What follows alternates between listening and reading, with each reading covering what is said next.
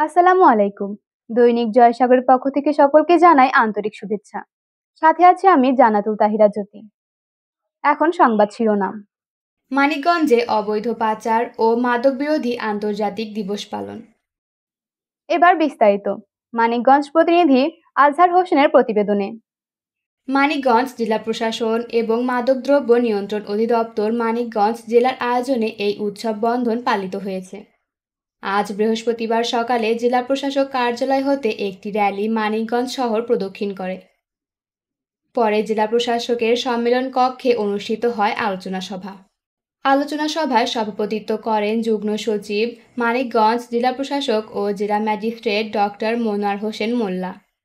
এই উপলক্ষে জেলা প্রশাসকের সভাকক্ষে জেলা প্রশাসন আয়োজিত এক আলোচনা সভা ও পুরস্কার বিতরণ অনুষ্ঠানের আয়োজন করা হয়।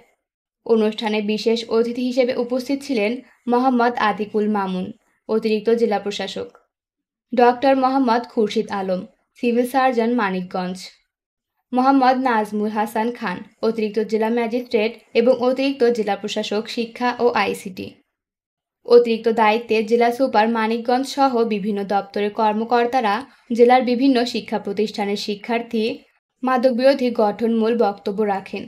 শিক্ষক ও মাদক বিরোধী কর্মকাণ্ডে ভূমিকায় রাখায় কয়েকটি মাদক নিরাময় কেন্দ্রের প্রধানরা তাদের কথা উপস্থাপন করেন।